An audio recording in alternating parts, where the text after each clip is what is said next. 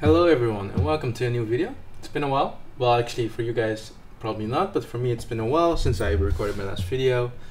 I've been working a lot, so I haven't been playing a lot of chess, so I decided to make a video as my normal rating would be let's say 300 points a bit higher than is on this account.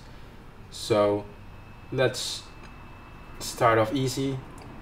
I do lose on this rating range as well, so we'll see how things go. And we get matchup with 800 rated player, which is a bit odd because we're 1500, but you know, let's not underestimate our opponents and play the best opening we know. There's, you know, in chess there's no such thing as, oh, just because you're better you win. If you don't take your opponent very seriously, there's a big chance you will lose. And that's why we play a6 and b5. So yeah. So our opponent has first off created a great center. That's great things happened there. And then he decided to push one of those pawns, which was part of the great center, controlling a lot of squares, but now obviously these squares are no longer controlled. In the opening, you want to strike in the center, right? So I was thinking e5, and then after the take, yeah, I wonder what I achieved, because after I take, he can take queen, and it's not the greatest move, e5. So e5 should be considered, but it's not good. And there's also knight f6, but then this comes here, so it's actually not that bad of a move. Also, when my bishop goes to b7, it just looks at granite. So I give credit to my opponent. It's just something great he did, and we have to make do with what we have. So let's play. Well, I don't see another move. We could play maybe c5 instead of striking with e5. We could strike with c5, and after takes, en passant, we could just take back with the knight, and we gain space on the queen side. It definitely doesn't look bad. So let's play that. So e5 wasn't possible. The knight's development was looking awkward as well as this, so we went for c5. And I hope this is somewhat of a good choice. Our opponent thinking, and he plays c4. Wow. All right. So you could take. We could kind of transpose. You could imagine our opponent playing d4, c5, d5, b4, and e4, and something like that will transpose to some kind of Benoni structure. Or let's say, sorry, I'm totally confused because of work. Let's say here, here, push, here. So d4, I'm so confused. d4, c5, d5 push, b5, c4, a6, e4 would basically transpose to the same what we have here. And this is known to be a sort of a Banco Benoni-ish opening where we sack two pawns, but because these two pawns are gone, we get open files for our rooks to be there long term. And I'm thinking if we should do that or we should just take or push. Well, pushing in my experience has not ever been great, because you can play a3 and you know your great queenside attack is going to nothing. So my best guess here is to actually let this be taken, and we're gonna play this in the style of Banco. So let's play bishop g6, bishop g7, d6, and knight f6. That's my plan. And now we have to calculate which move do we play first. Well, if we play knight f6, we can run it into an e5. Can we play this? No, then queen takes. If we play g6 first, I don't see anything wrong with that. Let's see, he takes, bishop g7, takes again, bishop takes, knight takes, and yeah, I don't see any problems in that position. So I will go for that one. So we play g6 with the intention of bishop g7. And our opponent, consciously or not, doesn't take and attacks our pawn. And we wanted to play this move anyway, so without much thinking, I'll play d6, also due to time, because I've been talking for 5 minutes in the first 5 moves, which could end up costing us the game. Okay, knight f3. So he decides perfect sense that he doesn't want to take, he wants to let the tension be there, and we're gonna play bishop g7 as planned, attacking something.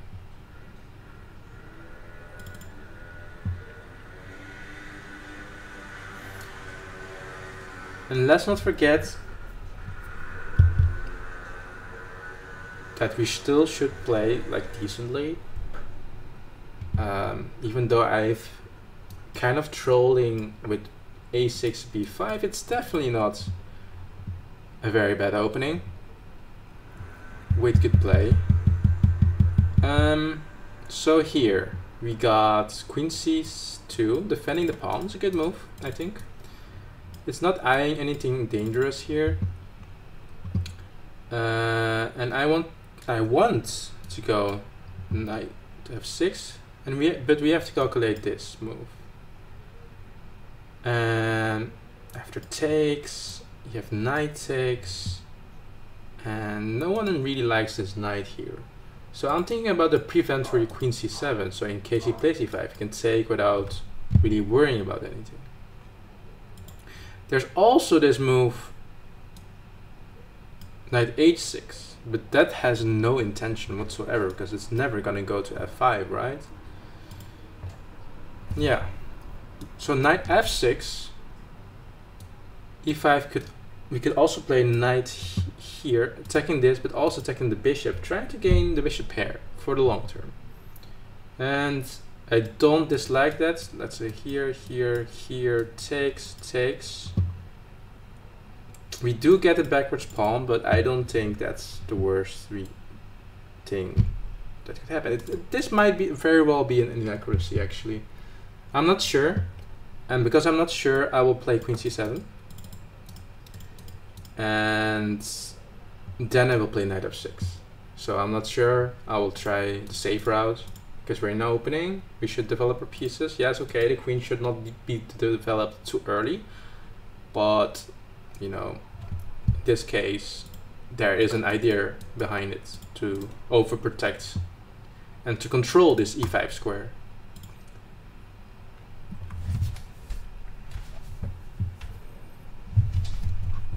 So I've been rambling a lot in the opening, wasting a lot of time.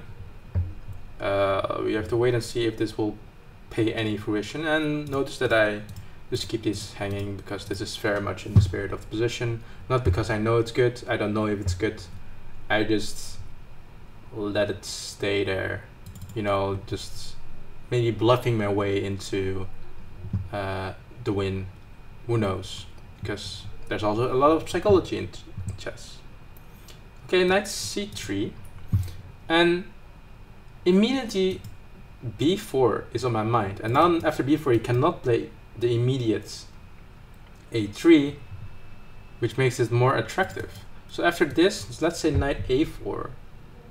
Well, why would he play that? Because it has no prospect of being anywhere. The knight on the rim is very dim in this case, so he has to almost go back to either d1 or b1, and that gives me almost enough reason to just play it. Here,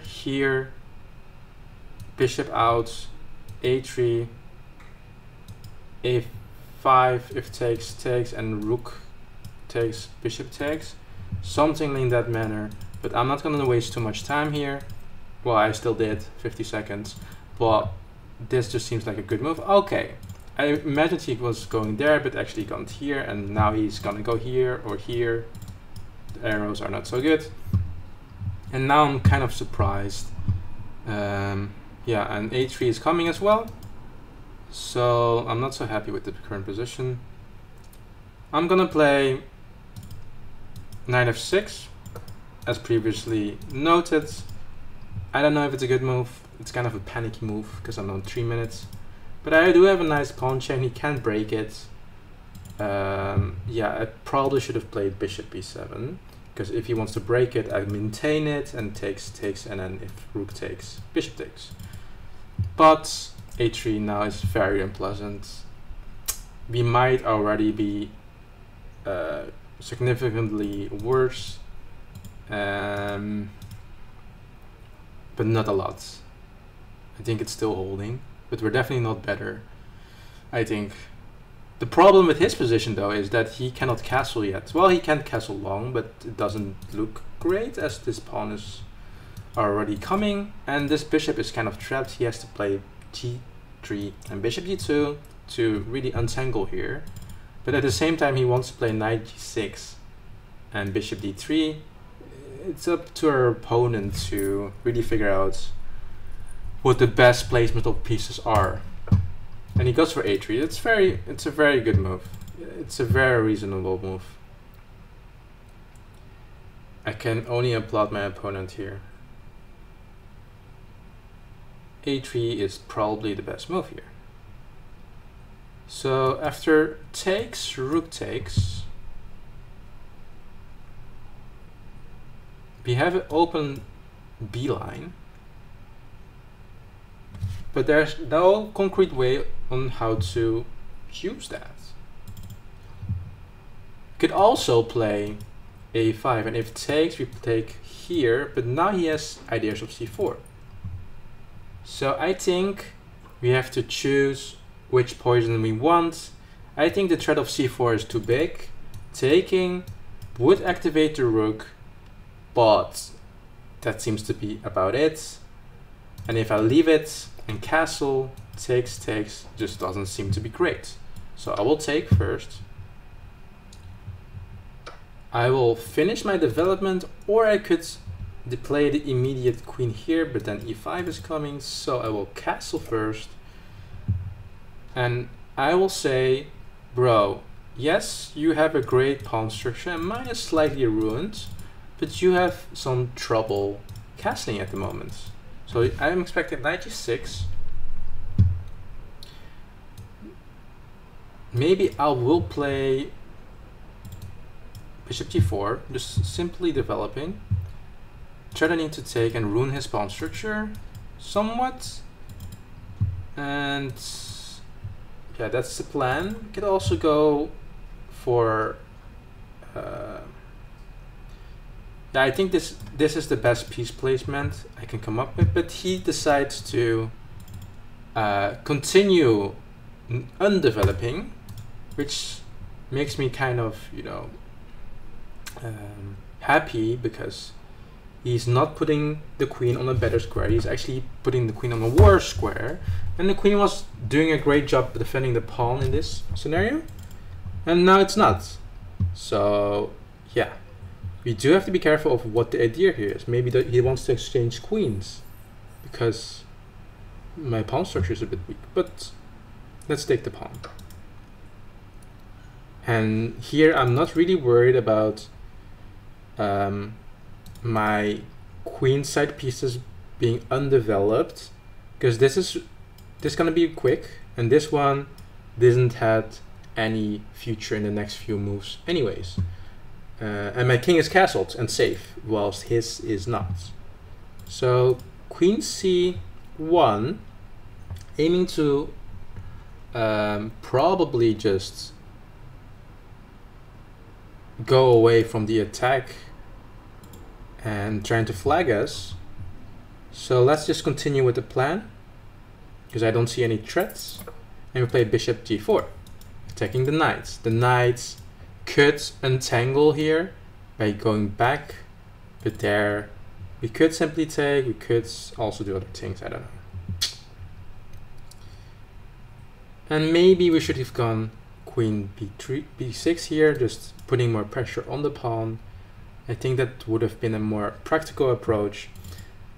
I decided to go for this bishop g4 idea because it was already on the books before. I already thought about it a little bit more. Yeah, this one is just a bit of a more novel idea I had, and you never know how good or bad those ideas are. So bishop h6, okay, interesting move. As this is attacking the bishop, and if you take, you obviously will take with the queen, and we get a slightly worse position.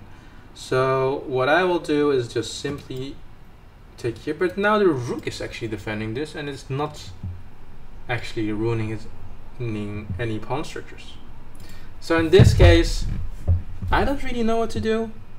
It's a good question on what to do here. We're definitely not doing great on time. I think we should just simply develop because we cannot stop this threat. If he takes, yes, we lose a great bishop. That's an asset in our position. He's done a great job putting the bishop here. And I really missed this battery idea, but I don't think I could have stopped it either.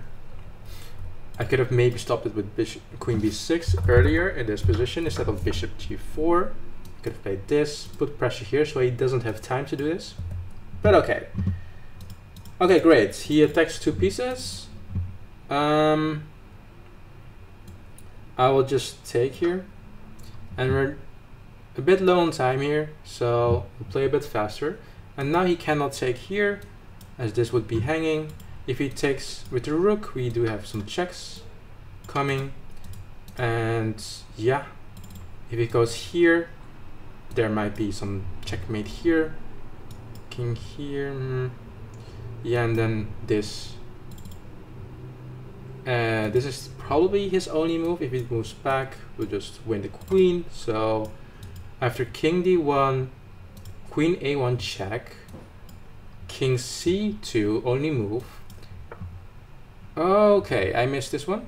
So here we just take. We could take with check. Why don't we just take with check? I don't know. And since we're low on time, I just blitzing out all the moves. I'm not sure if these are the correct moves. King here. Maybe we'll take here. And by this point, we're just trying. We're not even looking for mate. There's no time to look for mate. Well, there is. We're just trying to survive here. And as you see, I made a big blunder here by not spotting the rook here. But you know how it is. Chess could be wild. And here, I don't really know what to play. So I'm just gonna play a fair solid move. Let's put the rook here, move it out of the attack, and threatening some checks here, as he has some like imaginative background problems. So he, whoa. Oh, and that's just mate. Oh wow, I blundered greatly here, and he has mate. Wow, we lost. Great stuff here. We lost against. Yeah, that sucks. I totally missed that he had threats. I totally missed this. So in this position, yeah, by moving away the rook, we lose a precious defensive resource, and it's just made into, wow, that's quite stupid of me. That's a very autopilot move. Okay. Queen b4 check here. Knight e5. And if bishop takes, rook b8 or queen a4. Everything is virtually winning because of the king safety here, I guess. After king back, check here, a2 check. Let's say just keeps fumbling around. c2 check. Knight takes on f3. What? What are these tactics? Oh, okay, we attacked the rook here. Okay, I'm not paying great attention here. So maybe this is not the best move, and he should move the rook around. But where? Here, let's say. But now we just have mates. Okay, yeah. So bad game, very bad game by me. In the opening, Engine says that white is definitely better, and black should either play e6, just challenging the center, c6 or d6. So we play c5, and after c4, okay, white is a lot better. Push the pawn, bishop d6, d3. White is definitely better. I definitely didn't expect this. And here knight c3 is inaccurate because of b4, but I think here I should play something like bishop e7. But I think Engine disagrees. No, he's kind of fine with it. Because after a3, now he can play a5, I thought. And after takes, rook takes a8, yeah, and then queen a4. Wow. Oh, actually loses on the spot. So my plan was not good either. So here, played knight f6, which was not bad in hindsight. And okay, for some reason b3 is a great move, because after queen takes, we have knight takes on e4, but something similar happens where he voluntarily moved the queen. And yeah, I don't know what happened here. We just really slowly played this out, I guess. Takes. We kind of line up a battery here, which is not dangerous at the moment, but I didn't realize it at the moment when I played it. And here, yeah, I had some mate, but due to time pressure, I guess we were not doing great. I was thinking about this the whole time, but I also knew it was covered. So yeah, couldn't find the mates. That kind of nipped us in the butt. Rook a to b8. Could have just won on the spot. But yeah, very bad technique by me. Yeah, we'll see you guys in the next game. Bye.